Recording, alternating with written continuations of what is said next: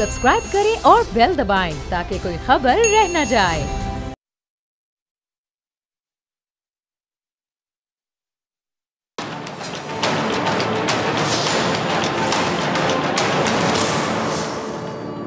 अस्सलामुअलैकुम नाजरीन, मैं हूं डॉक्टर फ़िज़ा अकबर खान और मैं हूं पाकिस्तान और आप देख रहे हैं पाकिस्तान के सबसे बड़े न्यूज़ चैनल का नंबर 1 प्रोग्राम ऐसे नहीं चलेगा।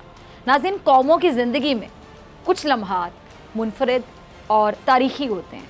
उन लम्हात की अहमियत का मुकाबला कई सदियाँ मिलकर भी नहीं कर सकती, क्योंकि ये मुनफरिद और कीमती लम्हात तारीख़ का वो अहम तरीन मोड़ साबित होते हैं जहाँ कोई कौम अपनी इज़्ज़त व वक़ार या ज़िल्लत और रुसवाई में से किसी एक का इंतखाब करती है। इज़्ज़त व वक़ार या ज़िल्लत और रुसवाई में से किसी एक का इंतखाब। और बहादुर लोग ऐसे तारीख़ी फ़ैसले करते हैं जो कौम की ज़िंदगी और बका के तहफ़्फ़ुज़ के लिए लाजिम व मलज़ूम हो जाते हैं। मई 1974 1974 जब भारत ने एटमी धमाका करके आलमी दुनिया खुसूसन बरे सगीर के अमन को ख़तरे में डाल दिया। ये एटमी धमाका करके भारत, जो कि पाकिस्तान से रकबे, आबादी, असलहा, फ़ौज हर चीज़ में बड़ा था, भारत ने पाकिस्तान को, अगर मैं कहूँ कि मज़ीद मुश्किलात का शिकार कर दिया तो गलत नहीं होगा। लेकिन ये वतन अल्लाह, मोहम्मद और अली के नाम पर हासिल किया गया था। ये वतन हासिल करने वाला मोहम्मद अली जिन्ना था। उसके नाम में मोहम्मद भी आता था और अली भी। जिन्ना, कायद-ए-आज़म मोहम्मद अली जिन्ना। इस वतन का क़याम 27 रमज़ानुल मुबारक को हुआ। 27 रमज़ान को एक नाराए तकबीर लगाया गया था उस वक्त, जब 1965 में भारत ने लाहौर में नाश्ता करने का ऐलान किया था। और उसके बाद भारतीय फ़ौजियों की, जो उनकी फ़ौजी थे, उनकी लाशों के लिए ताबूत कम पड़ गए थे। 1 मिनट से कम वक्त में भारत के कई जंगी जहाज़ तबाह हो गए थे। और फिर एक नारा तकबीर लगाया गया 28 मई 1998 1998 को, जब पाकिस्तान ने भारत को उसी की ज़बान में उसी के सवाल का जवाब दिया था, अपने अंदाज में, पाकिस्तानी अंदाज में। सूरज ढलने से पहले दुनिया पाकिस्तान के सूबा बलोचिस्तान के ज़िला चागी के स्याह पहाड़ों को पीले जर्द रंगों में निखरते, बिखरते और उड़ते देख रही थी, और फ़ज़ा तकबीर के फलक शिगाफ नारों से गूंज रही थी। उन पहाड़ों को पीले रंग में बिखरता देखकर भारत का रंग भी पीला पड़ चुका था। उसकी सांसें भी रुकने लगी थीं, क्योंकि इस कौम ने बता दिया था कि पाकिस्तान नाकाबिले तस्खीर है। 28 मई यौम तकबीर, ये वो दिन है जब पाकिस्तान दुनिया के सामने पहली इस्लामी एटमी कुव्वत के तौर पे सामने आई। 28 मई ये वो दिन है जब पाकिस्तान से मुतालिक भारत के नापाक अज़ाइम उसी तरह खाक में मिल गए जैसे चागी के पहाड़। 28 मई ये वो दिन है जिसे ये कौम एक कौम के तौर पर मनाती है। यौम पाकिस्तान के बाद यौम तकबीर इंतहाई अहम दिन है। इस दिन के बाद भारत ने पाकिस्तान की जानिब देखने से पहले 1000 बार सोचना शुरू कर दिया था, और आज तक सोच रहा है। 14 अगस्त को पाकिस्तान बनाया गया। 14 अगस्त को हमारा पाकिस्तान बना था, और 28 मई को पाकिस्तान ने अपनी बका की जंग जीती थी। और इस तारीख साज दिन के बानी डॉक्टर अब्दुल कदीर खान ने इसी दिन की मुनासबत से ISPR की जानिब से एक खूबसूरत बयान जारी किया गया था। अच्छा, अब नाज़रीन ज़रा गौर से सुनिएगा। ये जो ISPR की जानिब से एक खूबसूरत बयान जारी किया गया था, इस बयान को मैं खूबसूरत क्यों कह रही हूँ? इसको खूबसूरत कहने की वजह सिर्फ ये है कि इस पैगाम में ख्याल को हकीकत का रूप देने वालों को मुसल्लह अफवाज ने सलाम पेश किया था। एटमी सलाहियत के हुसूल के लिए कोशिशें करने वाले तमाम अफराद को पाक अफवाज की जानिब से सैल्यूट पेश किया गया। एटम के खालिफ, साइंसदान और इंजीनियर्स को भी खिराजे तहसीन पेश किया गया। इस बयान में आपको पता है सबसे ज़्यादा क्या चीज़ नज़र आ रही है? सबसे ज़्यादा क्या चीज़? सोचिए ज़रा। चले मैं आपको बताती हूँ। इस बयान में सबसे ज़्यादा पाकिस्तानियत नज़र आ रही है। पाकिस्तानियत, वहदत, यकजहती और एप्रिसिएशन नज़र आ रही है। ये कहीं नहीं लिखा कि एटम बॉम्ब किसने बनाया और किसने चलाया। ये बनाया किसने, ये चलाया किसने, क्रेडिट किसको जाता है, ये मुझे जाता है, तुम्हें जाता है, ऐसे जाता है, नहीं नहीं मुझे जाता है, ऐसा कुछ भी नहीं है इस बयान में। सिर्फ पाकिस्तानियत नजर आ रही है। पाकिस्तान ने ये सलाहियत हासिल की और ये पाकिस्तान के क्रेडिट में जाता है, पाकिस्तान की कामयाबी, पाकिस्तान की अचीवमेंट है। और इस सलाहियत का हसूल पाकिस्तानियों ने किया। बस इतनी सी बात है, काश समझ आ जाए लोगों को, काश यहाँ बस हो जाती तो क्या ही बात थी।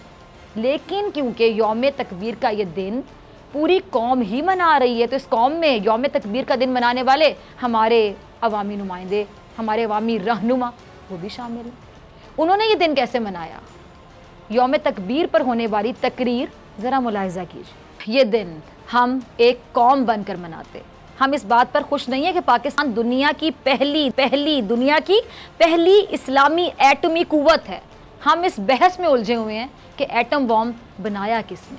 और दूसरी बड़ी हैरानी की बात ये है, ये जो लोग अपनी सियासत के आगाज़ से ये बात कर रहे हैं कि इस मुल्क के फ़ैसले कहीं और से होते हैं, कहीं और होते हैं, यानी पार्लियामेंट में नहीं होते। वो इस एटम बॉम्ब बनाने और चलाने के फ़ैसले का क्रेडिट नवाज शरीफ को दे रहे हैं। है ना हैरानी की बात? अब ज़रा सुनते जाइएगा नाज़रीन।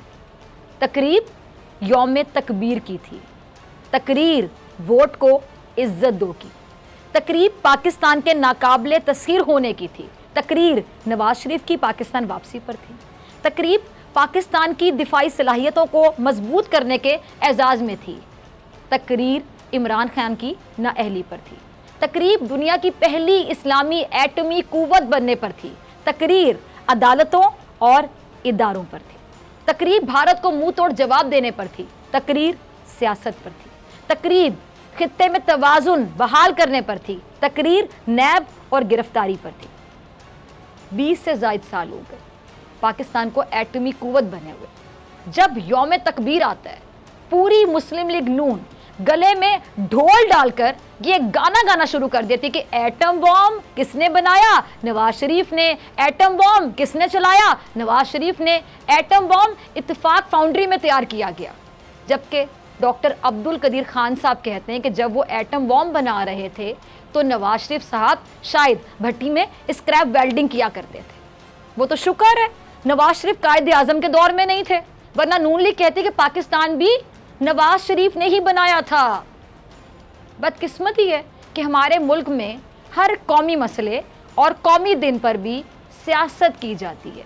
ये वाली सियासत जो ये लोग करते हैं, वैसे तो सियासत इबादत है, लेकिन इन्होंने कभी इबादत समझ के की होती तो हमारे मुल्क का ये हाल होता नाजरीन। अजीबो गरीब सूरत हाल है, अजीबो गरीब। अल्लाह हम सबको हिदायत दे और शिफा भी, क्योंकि इस वक्त सियासत से ज़्यादा अजीबो गरीब सूरत हाल कोरोना इख्तियार कर चुके हैं। पाकिस्तान में कोरोना के मरीज़ों की तादाद 60,000 से बढ़ चुकी है, 1,000 से ज़्यादा अमवात हो चुकी हैं। सूबा सिंध का इस वक्त सबसे बुरा हाल है, 25,000 से ज़ायद कोरोना के केसेस वहाँ कन्फर्म हो चुके हैं और आज के दिन 1,000 से ज़्यादा नए केसेस सामने आए हैं। 16 अफराद जाम बहक हुए, जबकि इस्लामाबाद में 2,000 से ज़ायद।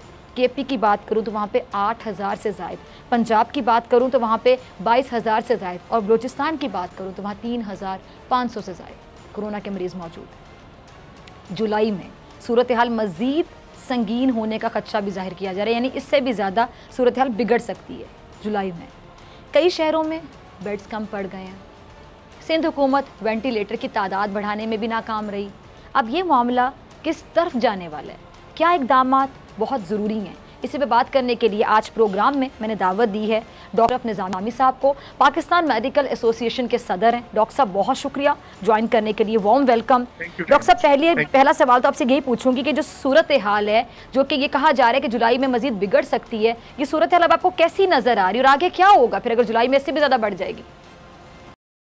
Thank you very much doctor साहब। पहले तो ये गुजारिश ही है कि ये जुलाई और जून के बिगड़ने की बात नहीं है, थोड़ा सा रेट्रोस्पेक्टिव। आपने माशाल्लाह इतना अच्छा इंट्रो और इतने अच्छे दिन का आगाज़ किया, कौमी यकजहती का बताया और कितनी बड़ी हम कौम है, सारा आपने बहुत अच्छे तरीके से बताया।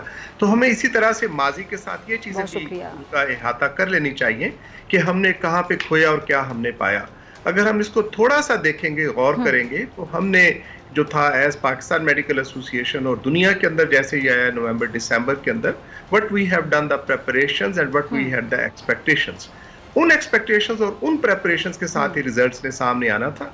ईद के ऊपर जो एक जम्मे गफीर एक हमारी हुकूमत के साथ जो था एक कंट्रोवर्सी चली थी, कंट्राडिक्शन चल रही थी कि हमारे सूबों ने कुछ कह दिया, मरकज ने कुछ कह दिया। वेरी अनफॉर्चुनेटली वो जो सूरत हाल थी, एंड आई एम ग्रेटफुल कि ऑनरेबल सुप्रीम कोर्ट ने इनको बुला के कहा कि भाई कोई अकल के होश के नाखून लो और किसी एक पेज के ऊपर आके आपको पूरा कौमी फैसला करना है, आपने इलाकाई या ऐसे कोई रीजनल फैसले नहीं करने कोविड-19 को एड्रेस करने की खातिर। हमने भी एज पाकिस्तान मेडिकल एसोसिएशन अपना किरदार अदा किया और हमने अल्हम्दुलिल्लाह जनवरी के लास्ट वीक के अंदर रेड अलर्ट जारी किया, तंबीह करते हुए हुकूमत को और तमाम सोसाइटी को और इदारों को कि ये जो वबा है ये सारी दुनिया के अंदर फैल रही है। इस डज नॉट मीन बाय कि इसने पाकिस्तान की तरफ नहीं आना या और खित्ते के साथ नहीं आना। हमने लाहौर के अंदर 6 फरवरी के अंदर बहुत अच्छा सेमिनार किया, उसमें चाइनीज को बुलाया, उसमें यहाँ की लोकल एडमिनिस्ट्रेशन अथॉरिटीज को बुलाया और अवेयरनेस कैंपेन उसके लिए। लेकिन हमें हुआ क्या उसके साथ? फिर हमारे साथ जो फैसले हुए वो बदकिस्मती से वैसे ना हुए जिन अहबाब में फैसले करने थे, और हम समझते हैं कि फैसले करने थे तो मेडिकल प्रोफेशनल्स ने करने थे, एक्सपर्ट्स ने करने थे। फैसलों के अंदर जो मतलब लैलोलात हमने काम किया कि लोग भूखे मर जाएंगे, हमारी इकोनॉमी हो जाएगी, हमने बड़ा जोर लगाया और कोशिश की इस बात करने की खातिर कि अगर लोग रहेंगे, जिंदगी रहेगी तो इकोनॉमी होगी।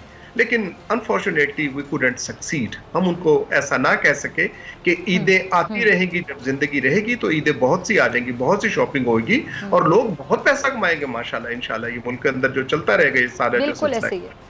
लेकिन वेरी अनफॉर्चुनेटली, एंड आप डॉक्टर साहब इसकी गवाह हैं और आपने भी माशाल्लाह पूरी कोशिश की कि ऐसा ना हो, लेकिन ताजिर बरादरान के साथ मिलके मुआशरे के सारे जमा तफरीकें लगा के हुकूमत ने फैसला कर दिया कि जी हमने तो बाजार खोल ही देंगे। हमने एक पॉइंट रखा कि अगर आज ये खोलना दुरुस्त है तो उस वक्त फैसला गालिबन फिर ठीक नहीं था जब आपने 2 महीने पहले ये लॉकडाउन और पार्शल लॉकडाउन, वो भी बड़ा मतलब एहतियाती के साथ ही करके ऐसे किया गया, and that was not a complete lockdown in a way. और आज जो सूरत डॉक्टर साहब सॉरी मैं आपकी बात काट रही हूँ, अगर उस टाइप पे भी पार्शल लॉकडाउन ना होता, बहुत सख्त लॉकडाउन होता, तो क्या आपको लगता है कि केसेस यहाँ तक पहुँचते? शायद वो लॉकडाउन हम चाइना की तरह कामयाब हो जाते कि हम सख्त लॉकडाउन लगाते एक ही बार और कुछ अरसे के बाद हम इस सिचुएशन को एटलीस्ट फेस ना कर रहे होते। देखें डॉक्टर साहब, मेरे नज़दीक और आपके नज़दीक भी आपने माशाल्लाह मतलब सारा अल्लाह अल्लाह रसूल के साथ और अली का नाम लेके ये सारा शुरू में कहा। हमारे नज़दीक भी यही है कि हमारे लिए सबसे मुकद्दम अल्लाह का घर और नबी अकरम का वहाँ का मुकाम है। अगर उन लोगों ने ये सोचा कि अगर इस वबा से बचने की खातिर इसको बंद करना ज़रूरी है, अगर ईद के ऊपर मक्का मुकर्रमा के अंदर उन्होंने कर्फ्यू नाफिज करके रखा, तो हम कहाँ के और कहाँ की अकलमंद और कहाँ की हमारी ये दानाई होती। बिल्कुल, और उस जगह के बाद फिर बाकी जगहों की क्या अहमियत रह जाती है डॉक्टर साहब? मैं इसी बात के लिए या तो हमें पाकिस्तान में एजिटेशन करना चाहिए था कि देखें जी हमारे मुकद्दस जिसकी खातिर हम जानो माल रखते, लेकिन उसके साथ ऐसा नहीं किया गया। और फिर अगर यही और इसके अलावा जो दूसरी चीज थी, यही तफ्तान के साथ आते हुए अगर हुकूमतें अपना कोई ना कोई काम किया होता तो यकीनन हमारे अंदर जो था इंसिडेंस ऑफ द कोविड-19 ये कम होता या कम से कम कंट्रोल्ड होता। You are very much aware Karachi के अंदर कि आज अस्पतालों के बाहर क्या तख्तियां लगी हुई हैं that we do not have the beds for कोविड-19। जब ये हैसियत आ जाएगी तो इसी की खातिर हम पाकिस्तान मेडिकल एसोसिएशन कहती रही। लेकिन बदकिस्मती से एक और मैं आपको WHO के हवाले से कहता रहूं that we are very much concern. हमारा कंसर्न ये है कि इनटॉलरेंस सोसाइटी के अंदर आ रही है और पाकिस्तान के अंदर जो हेल्थ प्रोफेशनल्स हैं ये दुनिया के अंदर सबसे ज्यादा इन्फेक्ट हो रहे हैं। कोई अब ऐसा शहर नहीं यहाँ पे डॉक्टर्स, नर्सेज, पैरामेडिकल स्टाफ जो वहाँ नहीं जा रहे। रोज हम सुनते हैं कि जी फलां डिपार्टमेंट को आइसोलेशन के तहत बंद कर दिया गया। मैं समझता हूँ कि we are going into a very bad situation. अल्लाह ताला हम पे रहम करे, करम करे। इसके अलावा हुकूमत की तरफ से जो ये किए गए हैं, जो इदारों की तरफ से किया गया, वो मैं समझता हूँ कि वो आसान तरीके से काम नहीं हुआ। ठीक है डॉक्टर साहब, मैं आपकी बात खत्म होने का इंतजार कर रही थी, मैं चाह रही थी मैं आपको इंटरप्ट ना करूं। अच्छा, अब आपका पूरा पॉइंट आ गया। मुझे बताइए कि बहुत से लोग ऐसी शिकायत कर रहे हैं, बल्कि अगर मैं कहूँ कि इल्ज़ाम लगा रहे हैं, जारी बात है आप आगे बता सकते हैं कि बात सच है, इसमें हकीकत है, बिल्कुल गलत बात की जा रही है कि हॉस्पिटल इंतजामिया, अस्पताल इंतजामिया ज़बरदस्ती लोगों को जो यानी मर रहे हैं उनको भी, और जो वैसे जा रहे हैं पेशेंट जा रहे हैं उनको ज़बरदस्ती कोरोना पेशेंट डिक्लेयर कर रहे हैं, और ये सिर्फ इसलिए ताकि पैसे कमाए जा सकें। इसमें कितनी हकीकत, और ये बातें सबसे ज़्यादा आपने सुनी होंगी, जाहिर बात है आप हर चीज़ पर नज़र रख रहे हैं, आप प्रैक्टिस में हैं, और आपके जितने भी डॉक्टर्स हैं वो आप तक ये बातें पहुंचाते होंगे कि फ़लाँ ये कह रहा है, फ़लाँ वो कह रहा है। आज ज़रा सबको बताइएगा कि इसमें कितनी हकीकत है और ये बात करने की वजह क्या, अगर हकीकत नहीं है। मैं आपसे थोड़ी, ये फलसफियाना नहीं है, इत्तेफाक से मैं अभी वर्ल्ड मेडिकल एसोसिएशन के साथ, लैंसेट एक बड़ा इंस्टीट्यूशन है, अभी जस्ट मैं 9 से 10 बजे तक इसी के ऊपर ही हमारे गुफ्तगू हुई थी, और वहां पे मैंने कहा था कि कोविड-19 ने ये नहीं कि सिस्टम्स खराब कर दिए हैं, बल्कि इसने खराब सिस्टम्स का पोल खोल के रख दिया, and it was remain under discussion over that too कि ये वाली जो चीज ऐसी है। एक चीज इसके ऊपर हमारा इत्तेफाक और मुत्तफिक थे कि लोगों का हेल्थ इस्टेब्लिशमेंट्स के ऊपर जो है वो यकीन होना ये इंतहाई जरूरी है कि उसके साथ करें, हेल्थ सिस्टम और हेल्थ इस्टेब्लिशमेंट्स के ऊपर। अब ये जो सोच आती है एक प्राइवेट इंस्टीट्यूशंस की खातिर और प्राइवेट माफिया की तरफ से लाके कि मरीजों की खातिर खुदा ना खास्ता डॉक्टर, पहले से ही हमारे जो प्रोपोगंडे किए जाते हैं या बात कही जाती है, दुरुस्त हो या ना दुरुस्त हो, ये एक अलग से भी बहस होगी, अलग से इसका तस्करा होगा, लेकिन ये चूंकि अवामुन नास के अंदर कॉन्फिडेंस नहीं है अपने हेल्थ इस्टेब्लिशमेंट्स के अंदर, और अगर मुझे आप इजाजत दें तो गवर्नमेंट के साथ मैं डे 1 से जो बात एक as social worker, as president of Pakistan medical association Lahore के नाते कह रहा था कि we have to believe in our government, we have to believe in our state, और कैप्टन ऑफ द शिप वो गवर्नमेंट ही है जिसने ये सारा करना है। मैं नहीं समझता कि इसके अंदर किसी किस्म की कोई हकीकत है कि पैसे बनाने की खातिर, क्या पब्लिक सेक्टर इंस्टीट्यूशंस के अंदर जो डॉक्टर्स इनकी खिदमत कर रहे हैं, जो वो काम कर रहे हैं, और कोई ऐसा इदारा नहीं जहाँ पे लोग जो हैं, कोई ऐसा है जो आके गिरे हुए। अच्छा ठीक है, आपने क्लियर किया। मुझे बताएं कि आपको क्या लगता है कि क्या वजह, ये बात शुरू कहाँ से हुई और क्यों हुई, लोग इस तरह की बातें क्यों करने पर आ गए, आपको क्या वजह समझ आती है? मैं बता देता हूँ। इसके साथ ये है कि एक हमारा जो कमर्शियलिज्म है वो सोसाइटी के अंदर बहुत प्रिवेल करता जा रहा है। कमर्शियलिज्म के साथ आके हुकूमत ने बहुत सी किट्स जो है बहुत से इंस्टीट्यूशंस को भी दे दी कि टेस्टिंग की खातिर जो वो टेस्ट करेंगे, जो 4, 5, 6 हज़ार का हो सकता है, 9, 9, 10 हज़ार के अंदर वो टेस्टिंग वहाँ पे करने थे, नेसेसरली थे, अननेसेसरली थे। लोगों के अंदर वो अवेयरनेस, जो शऊर पैदा करना चाहिए था, वो हुकूमत ने अभी तक वो शऊर पैदा करने में हम नाकाम नहीं रहे, तो कम अज़ कम कामयाबी नहीं हुए। इस बारे में लोगों को बताना ये इंतहाई ज़रूरी है कि अगर एक टेस्ट नेगेटिव आ जाए तो डज नॉट मीन बाय कि आप कोरोना के साथ या कोविड-19 से इन्फेक्टेड नहीं है। ये मतलब 70% इस टेस्ट की जो पॉजिटिव बताई जाती है कि सिर्फ 70% तक ये बता सकता है कि yes it is accuracy rate जिसको कहा जाता है, इट इज़ जस्ट 70% उसका एक्यूरेसी। एक टेस्ट का पॉजिटिव आना और दूसरे दिन किसी टेस्ट का नेगेटिव आना, मैं सुन रहा था जनाबे आपके चीफ मिनिस्टर साहब की जो सिंध के थी, and he was very right on this issue, और जो उनको उनके कंसल्टेंट्स ने और लोगों ने बताया कि एक टेस्ट पॉजिटिव आता है, दूसरे दिन नेगेटिव भी आ सकता है, but it does not mean by that you were not suffering from the कोविड-19। हुकूमत ने या इंटरनेशनल इंस्टीट्यूशंस ने, इदारों ने, मैं आपके तवज्जुह से वक्त आपके साथ कम होगा कि खुदारा अपने हुकूमत के ऊपर, अपने इदारों के ऊपर एतमाद कीजिएगा, और हुकूमत को, इदारों को, जबकि हमारे पास बेड्स भी। अच्छा डॉक्टर साहब, मैं आपकी मौजूदगी का फायदा उठाते हुए एक और चीज़ पूछना चाहूंगी। जो लोग बिला वजह टेस्ट करवाने चले जाते हैं, यानी कोई डॉक्टर रेकमेंड नहीं कर रहा, आपको भी पता होगा ऐसे लोग हैं जो कहते हैं जी खांसी ज़रा सी आई तो जी हमने कोरोना का टेस्ट करवाना है, ऐसे लोगों के बारे में आप क्या कहेंगे? क्या इस तरह करना मुनासिब है? क्यों? देखिए, मेरी इत्तला के मुताबिक तो पब्लिक सेक्टर के अंदर जो इंस्टीट्यूशंस हैं वहाँ पे जब तक आपके पास कोई सिम्टम्स और डॉक्टर आपको रेफर या रिकमेंड नहीं करता, उस वक्त तक वहाँ पे ये टेस्टिंग नहीं की जाती।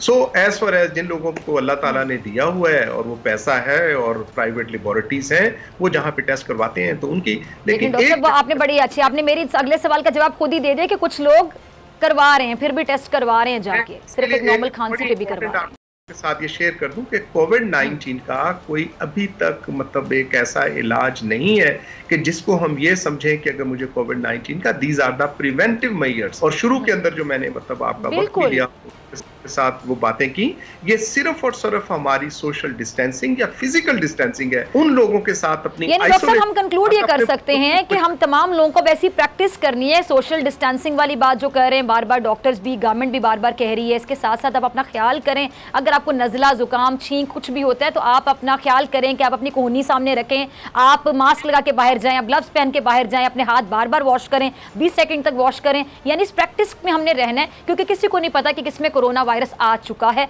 आपने एहतियात करनी है। आपने बिल्कुल दुरुस्त कहा। देखें, प्राइम मिनिस्टर साहब ने फरमाया कि कोविड-19 आ गया और हमें इसके साथ रहना है। बेहतर होता कि अपने वजीर आजम साहब ये भी बता देते कि हमने इस कोरोना के साथ रहना कैसे है। और आपने बिल्कुल दुरुस्त ये सारी जो बातें की हैं, बिल्कुल दुरुस्त का है। और मैं समझता हूं कि इस वक्त हमारा कोई ना कोई कानून साजी हो जानी चाहिए थी, ऑर्डिनेंस आ जाना चाहिए था कि मास्क इज इसेंशियल। आपने बड़े बाजार देखे अभी ईद के ऊपर जो था, लाहौर के बड़े बाजार, कराची के बड़े बाजार और बाकी जितने भी शहर थे उसके साथ आके, और लोग समझते हैं दुनिया ने पता नहीं मर जाना है, हमें कुछ नहीं होना। तो ये मास्क का जो है दैट इज वेरी एसेंशियल, हाथ धोने का और फिजिकल। जिन लोगों को आप समझा रहे हैं उनमें बड़ी तादाद ऐसे लोग भी है जो कहते हैं जी कोरोना तो कोई साजिश है, कोरोना तो एग्जिस्ट ही नहीं करता, कहाँ करता है, जरा हमें जाके दिखा दें। उन लोगों को मतलब मैं क्या समझाऊं, आप क्या समझाएं, लेकिन बहरहाल आपका भी काम है उनको समझाना, हमारा भी काम है बार बार ऐसे प्रोग्राम्स करना हंगामी तौर पर। डॉक्टर साहब, आपको क्या लगता है कि क्या इकदाम होने चाहिए आपके मुताबिक? डॉक्टर साहब, एक तो देखें आप ये कि ऐसे लोग जो हैं, और बदकिस्मती से ऐसे हमारे डॉक्टर हजरात भी हैं, और not only in Pakistan, America और बरतानिया से भी डॉक्टरों की आपको वीडियो सोशल मीडिया पे नजर आती हैं जो कहते हैं कि कोरोना कोई कुछ नहीं है, साजिश है जी, या तो इसराइल की जो खुदी की है, या फिर वो बिल गेट्स आजकल आया हुआ है हमारे हत्थे चढ़ा हुआ है, या वो 5G वाले जो आए हुए उसके साथ हैं। लेकिन ये सारी जो स्पेकुलेशंस हैं, लेकिन डज नॉट मीन बाय कि लोग लाखों लोग मर रहे हैं। उस साजिश के शायद उन्होंने अपने बंदे तो नहीं मारने थे ना वहां के, अगर यूरोप और अमेरिका की कोई साजिश भी थी। ये एक इंटरनेशनल है, दुनिया ने हमें सबक सिखा दिया है कि भाई ये जो आपकी जो सारी नक्शाबंदियां हैं, ये जो आपके बॉर्डर्स हैं, means nothing. You are living on a single globe. इस सिंगल ग्लोब के अंदर आपने अपनी हम आहंगी के साथ और अपनी तरजीहात को बदल के जीना होगा। जब तक आप ये नहीं सोचते हो कि हेल्थ जो है इट इज एसेंशियल, ये कारोबार कतई तौर पे नहीं है। इदारों को भी सोचना होगा, हुकूमतों को भी सोचना होगा कि इसके ऊपर जीडीपी का 1% या 2% फर्क नहीं पड़ेगा जब तक हम। ठीक है डॉक्टर साहब, टाइम की कमी है, बहुत शुक्रिया के लिए। ये इसके बाद मुझे ब्रेक की तरफ जाना, और ब्रेक से आने के बाद मेरे साथ मौजूद होंगे पाकिस्तान किसान इत्तेहाद के सदर खालिद महमूद खोकर साहब। बहुत सी बातें उनसे करेंगे, बहुत सी बातों के सवालों के जवाब उनसे लेंगे इस शॉर्ट ब्रेक के बाद।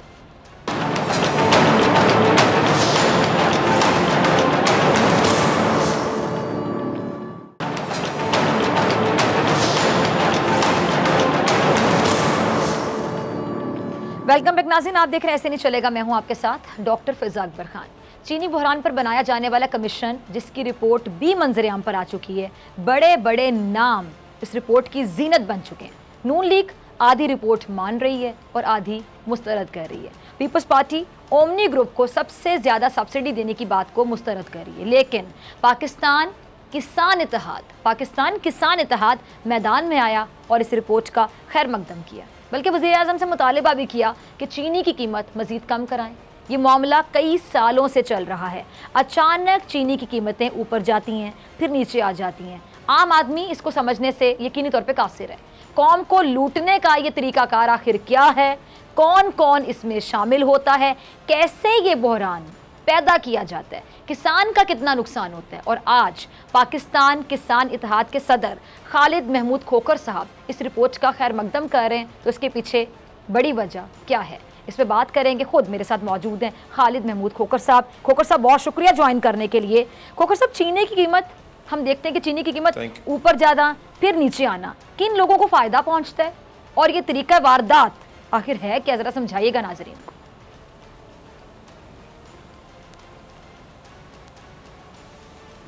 देखें जी, जब 1 रुपये किलो चीनी का रेट बढ़ता है तो उससे शुगर मिल एसोसिएशन को तकरीबन 5.5 अरब रुपए का फ़ायदा होता है।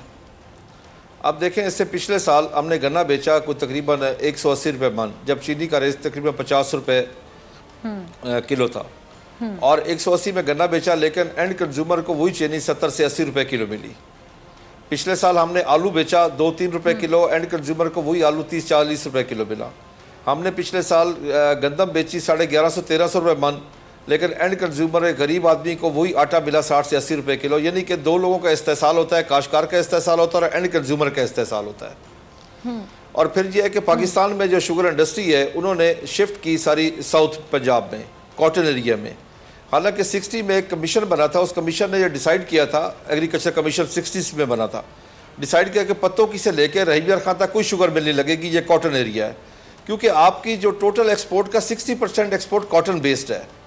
अब इस वक्त ये हुआ है कि आपकी कॉटन दिन ब दिन ख़त्म होती जा रही है। इस वक्त कुछ तकरीबन 20 से 25% एरिया कॉटन का वो शुगर केन ले चुका है जी। इस वक्त कॉटन पिछले साल आप ये देख लें कि हमारी जो पैदावार हुई है वो 8.5 मिलियन बेल हुई है, जबकि 1992 में हमारी 1 करोड़ 28 लाख बेल थी, जब इंडिया 1 करोड़ 10 पे था। आज इंडिया 4 करोड़ पे चला गया और हम 8.5 मिलियन पे आ गए हैं। यही वजह है कि आज हमारा ज़र मुबदला खर्च, और हम बाहर से रुई इंपोर्ट कर रहे हैं, बाहर से एडिबल ऑयल इंपोर्ट कर रहे हैं। अगर हमारी रुई बेहतर, कपास बेहतर होती तो हमें एडिबल ऑयल भी कम इंपोर्ट करना पड़ता, हमें रुई भी इंपोर्ट ना करनी पड़ती। ये फिर गन्ना जो है वो तकरीबन कपास से 3 गुना ज़्यादा पानी लेता है।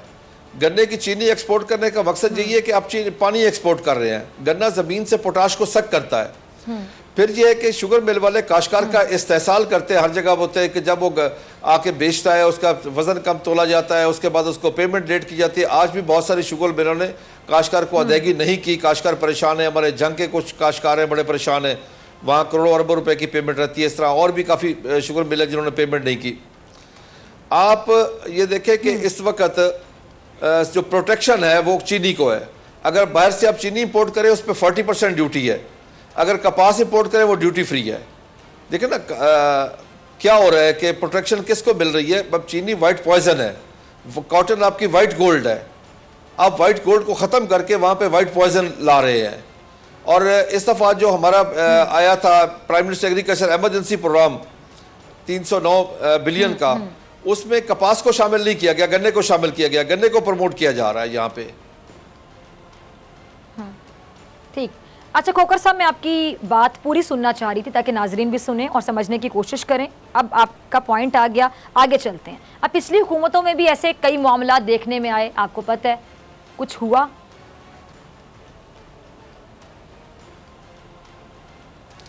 देखें जी, जहाँ तक पिछली हुकूमतों की बात है, 2017-18 में भी काश्तकार का इस्तेहसाल हुआ, उससे पहले भी काश्तकारों का इस्तेहसाल हुआ। देखें जी, जहाँ हुकूमतों की बात नहीं है, यहाँ पे ये सारे लोग एक जमात है, एक कौम है, ये इकट्ठे हैं। जहाँ पे कारोबार की बात है वहाँ पे कोई नून लीग नहीं है, कोई पीपल्स पार्टी नहीं है, कोई जहांगीर तरीन नहीं है, कोई भी अलग नहीं है। वहाँ पे सारे ये एक कौम है, एक इकट्ठे हैं, एक ज़बान है। अपने बिजनेस की प्रोटेक्शन के लिए ये सब इकट्ठे हैं, लेकिन काश्तकार की कोई प्रोटेक्शन नहीं है पाकिस्तान में। अब देखें ना कि हमने अभी कपास की स्पोर्ट प्राइस की कोशिश की, हम नहीं ले सके। हालांकि पूरी दुनिया कपास की स्पोर्ट प्राइस देती है, इंडिया देता है, चाइना देता है, तुर्की देता है, मिस्र देता है, इसराइल देता है, अमेरिका देता है, सारे ममालिक देते हैं, लेकिन पाकिस्तान में हम नहीं ले सके। वहाँ पे एप्टमा जीत गई, काश्तकार हार गया। इसी तरीके से शुगर मिल का मामला आता है, शुगर मिल वाले जीत जाते हैं, काश्तकार हार जाता है। हमने तो अपनी और वो क्या करते हैं, फिर करते हैं कि अपनी मिलें बंद कर देते हैं। काश्तकार गन्ना तो कहीं और स्टॉक नहीं कर सकता, गन्ना वो कहीं नहीं रख सकता, उसके पास कोई ऐसी जगह नहीं। अब आप ये देखें कि क्या उस ड्राइवर की हालत कभी आपने देखी है जो 15-15 दिन ट्राली को लेकर रात को रोड पे सोता है, सख्त तरीन सर्दी में लंबी लाइनें लगाते हैं सिर्फ इस्तेहसाल करने के लिए कि वो सस्ती बेच के चला जाएगा। जानबूझ के सारा कुछ किया जाता है। और फिर ये देखें कि इस वक्त अगर काश्तकार रिसर्च के लिए पैसा गन्ने के लिए रखा गया है, 5 साल के लिए कोई 10 अरब रुपया का, कपास के लिए नहीं रखा गया। हालांकि कपास आपकी नकद अवर फसल है, कपास से सबसे ज़्यादा एम्प्लॉयमेंट कपास में है जी। मैं देहात का रहने वाला हूँ, उसकी 60 से 80 मन फी एकड़ लकड़ी आती है जो गरीबों में मुफ्त तकसीम होती है, वो जलाने के काम आती है। अब दरख्त काटे जा रहे हैं जब कपास कम होगी। इस तरह जब एक खातून चोपा लगाती है उसको 2000 रुपये एकड़ मिलता है, गोडी करती है 3000 एकड़ मिलता है, फिर जब चुनाई करती है तो उसको तकरीबन 100 अरब रुपए उसकी जेब में जाता है। अब इस कपास को ख़त्म करे गन्ना लाने से उस गरीब का चूल्हा भी नहीं जल रहा, वो भी नुकसान में है। मुल्क की एक्सपोर्ट ख़त्म हो रही है। अब हम हर चीज़ बाहर से इंपोर्ट, हमारी 1.5 करोड़ बेल की खुद कंजम्पशन है, हमारे पास 8.5 मिलियन बेल हो रही है और अगले साल मेरे ख्याल में इससे ज़्यादा और भी कम होगी, क्योंकि हम रिसर्च, कॉटन की रिसर्च पे तवज्जो नहीं दे रहे हैं। हमारा तवज्जो सारी शुगर केन की तरफ है। अच्छा खोकर साहब, माजी में भी हुकूमतों के सामने, जो माजी की हुकूमत थी तो उनके सामने अगर आपने अपने मुतालिबात रखे तो क्या जवाब दिया उन लोगों ने? मैं माजी की हुकूमतों की बात कर रही हूँ। देखिए जी, हमने पिछली हुकूमत से मुतालबा किया कि हमें जो CPR मिलती है गन्ने को उसको चेक का दर्जा दिया जाए, लेकिन हम उसमें भी नाकाम रहे। हमारा ये था कि पेमेंट का नकद की जाए, कि दुनिया में ये कौन सा कारोबार है जिसमें नकद अदायगी न हो। इस पर हमें नकद पेमेंट नहीं होती, कोई महीने बाद करता है, कोई 2 महीने बाद करता है, कोई 6 महीने करता है, कोई 1-2 शुगर मिले हैं जो टाइमली पेमेंट करती है, वरना हमेशा पेमेंट हमें लेट होती है। यानी उसमें अभी तक 52 के लॉस चल रहे हैं, उसमें कोई तब्दीली नहीं होने दी, क्योंकि उसमें टोटल जो प्रोटेक्शन है वो प्रोटेक्शन है शुगर मिल को, काश्तकार को किसी किस्म की आज तक कोई प्रोटेक्शन नहीं है कानून में। और इस वक्त मैं हुकूमत से मुतालबा करता हूं कि हमारी CPR को चेक का दर्जा दिया जाए कि अगर वो कैश ना हो तो हम जाके कानूनी कार्रवाई कर सकते हैं, हम तो कोई कानूनी कार्रवाई नहीं कर सकते। ठीक है जी, टिड्डी दल का मामला भी एक अहम मामला है, आपसे बात करूंगी ब्रेक के बाद।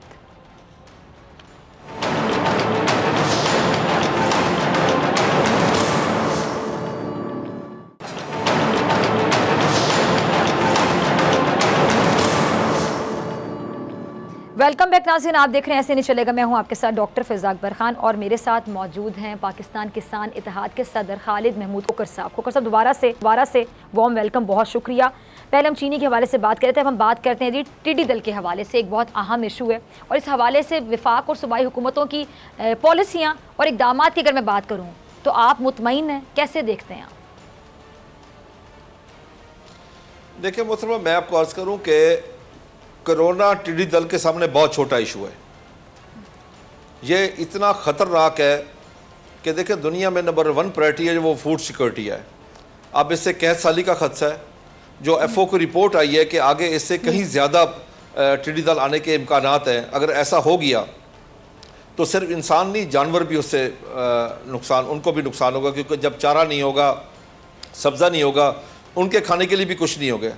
देखिए मैं आपको अर्ज़ करूं कि ज़राअत इतनी अहम है, ये हमारे लिए गंदम हर चीज़ इतनी अहम है कि आपके सामने हमने जब 9/11 हुआ, पाबंदियाँ लगी तो गंदम थी, खाने के लिए सब कुछ था, तो इस मुल्क में कोई अफरा तफरी नहीं फैली। आपने एटमी धमाका किया, पाबंदियाँ लगी, हमारे पास खाने के लिए सब कुछ था, किसी किस्म कोई अफरा तफरी नहीं हुई। 17 साल आपने दहशत गर्दी के खिलाफ जंग लड़ी, आपके पास गंदम थी खाने के लिए। अभी आपने 2 माह लॉकडाउन किया, कोरोना के खिलाफ जंग लड़ी, कोई आदमी अल्हम्दुलिल्लाह भूखा नहीं सोया, क्योंकि गंदम खाने के लिए थी, सब्जी थी, गोश्त था, हर चीज़ थी। अगर खुदा न खास्ता टिड्डी दल से ऐसा कुछ हो गया, ऐसे को कहत साली आ गई, तो फिर ये कौम खाना जंगी होगी, ये कौम रोड पे होगी। इसका कोई बिल्कुल उस वक़्त मैं यकीन कर लो कि एज ए काश्तकार हम इतने परेशान हैं, मैं अपने जज्बात का लफ्ज़ों में अहता करके नहीं बता सकता कि ईद वाले दिन मैं खुद ईद नमाज़ पढ़ के बाहर निकला हूँ, उस वक्त मुझे इतला मिली कि हमारे बाग में टिड्डी आ गई। हम भागे भागे वहाँ गए, ढोल बजा, ड्रम बजा, मोटरसाइकिलों के सलसा निकाल के आवाज़ कर, शोर कर, स्प्रे कर, उसको वहाँ से भगाया। मैं काश्तकार इतनी इस वक्त हमें परेशानी है कि इस पे कपास की फसल को खदशा है, मक्की की फसल को खदशा है, मूंगी की फसल को खदशा है, तिल की फसल, आम की फसल को खदशा है, यानी कि हर फसल को खदशा है। हुकूमत ने एक्चुअली ये जो डिपार्टमेंट था, plant protection locust control department, ये 60s में बना था, और उसके बाद उस पर कोई तवज्जो नहीं दी गई। उसके पास 22-23 जहाज़ थे, आज एक भी नहीं है। उसके पास कोई इंफ्रास्ट्रक्चर नहीं है। उसके पास 400 के करीब 4 व्हील व्हीकल होनी चाहिए, उनके पास 10-12 हैं। उनके पास टेक्निकल लोग 300-400 होने चाहिए, उनके पास 10-12 हैं। और अब ये NDMA 1 जनवरी से ये सारा टिड्डी दल का इशू NDMA के हवाले कर गया है, लेकिन अकेला NDMA भी नहीं कर सकता। मैं हुकूमत से गुजारिश करता हूँ कि इसमें पूरी कौम को शामिल किया जाए, पूरी सोसाइटी को शामिल किया, कि ये कौमी इशू है। इस वक्त किसी एक का ये मसला नहीं है, पूरी कौम मिल के इसके खिलाफ जंग लड़े। मैं हुकूमत से गुजारिश करता हूँ इसमें तमाम pesticide company, fertiliser company, sugar mills, एप्टमा, सब लोगों को शामिल किया जाए। सबके पास टीमें हैं जो अवेलेबल है, सब जाके अपने अपने इलाकों में काम करें, तभी जाके मैं इस पे कंट्रोल कर सकते हैं। मुझे बताएं कि फिर जो आपने अभी एक बात सजेस्ट की, आपने बोला क्या फिर सारे सूबों में NDMA देखेगा इसको, इस इशू को? नहीं, मैं आज कर रहा हूं कि जितनी भी इंडस्ट्री है हमारी जो एग्रीकल्चर से वाबस्ता है, उस सब को शामिल किया जाए। उस सब के पास फील्ड स्टाफ मौजूद है, उनके फील्ड स्टाफ से काम लिया जाए। बेशक वो फील्ड स्टाफ NDMA के अंडर काम करे। देखिए सबसे बड़ी चीज है कि अगर मौके पे स्प्रे ना हो, अब आप ये देखें ना, नहीं मैं आपको अर्ज करूं, सिर्फ पंजाब को ले लें तो पंजाब के 23,000 कुछ मवाजियात हैं। अगर एग्रीकल्चर डिपार्टमेंट को ले लें तो उसके पास फील्ड स्टाफ मैक्सिमम 2,000 लोगों का है। वो 23,000 मवाजियात को कवर नहीं कर सकते, इसलिए हमें प्राइवेट सेक्टर से, पब्लिक सेक्टर से, तमाम सेक्टर को इकट्ठा करना पड़ेगा। ऐसे कौम हमें लड़ना पड़ेगा, किसानों को इकट्ठा करना पड़ेगा। आपके मुताबिक कोरोना वायरस से ज्यादा खतरनाक है टिड्डी दल। अब इसको अगर ना रोका गया, जो कि इतना खतरनाक है, आपके मुताबिक कोरोना से भी ज्यादा खतरनाक है, तो फिर कितना नुकसान होगा? देखिए जी, अगर ना रोका गया तो आपकी फसलें तबाह हो जाएंगी। खुदा न खास्ता अल्लाह ताला माफ़ करे मेरे मुंह में खाक कि यहाँ पे कैद साली आ जाएगी।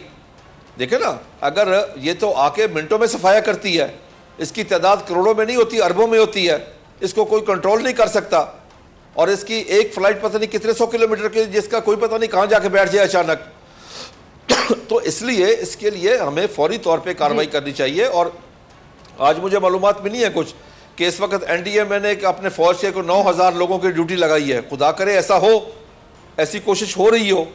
इस वक्त तक हमारे पास मेरे ख्याल में मैक्सिमम जो जहाज आए हैं वो 2-3 आए हैं। इसके लिए 22-30 जहाज चाहिए। मैं तो रिक्वेस्ट करूंगा कि आप फ्लाइंग क्लब से जहाज ले लें, उनके ऊपर टैंकियां फिट कर लें और उनके जरिए स्प्रे करें। अगर नहीं करेंगे तो देखें, ये रियासत को खतरा है, ये पूरी पाकिस्तान की रियासत को खतरा है। अगर फूड सिक्योरिटी का मसला बन गया तो उस पर कोई कंट्रोल नहीं कर सकता। भूख का और कोई इलाज नहीं है सिवाय खुराक के अलावा। हमें बाहर से भी कुछ नहीं मिलेगा। इस वक्त नंबर, देखिए मैं पहले भी कह चुका, पूरी दुनिया में नंबर 1 प्रायोरिटी जो होती है वो फूड सिक्योरिटी है, बॉर्डर सिक्योरिटी नंबर 2 पे आती है। इस वक्त फूड सिक्योरिटी का इशू है, हमारी जरा दोबारा दोहरा दें कि आपकी नजर में इसका हल क्या है, क्योंकि हमें हल की तरफ जाना है, सोल्यूशन की तरफ जाना है। इशू को, प्रॉब्लम को डिस्कस करने से उसका हल नहीं निकलता। डिस्कस करना चाहिए, अपने अपने आर्गुमेंट्स देने चाहिए, लेकिन आप सोल्यूशन कैसे डिस्कस करते हैं? असल चीज है सोल्यूशन।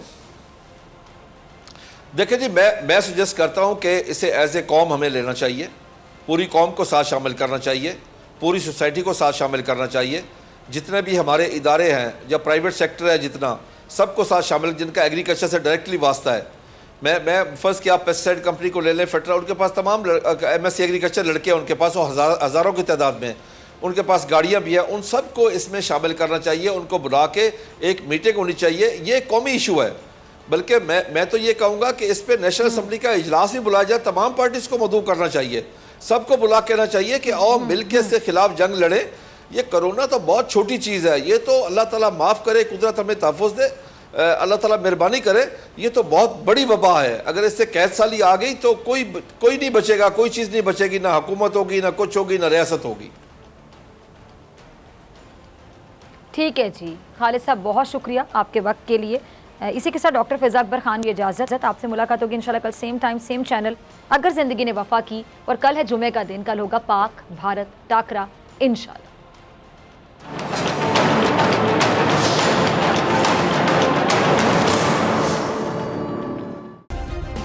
सब्सक्राइब करें और बेल दबाएं ताकि कोई खबर रह न जाए।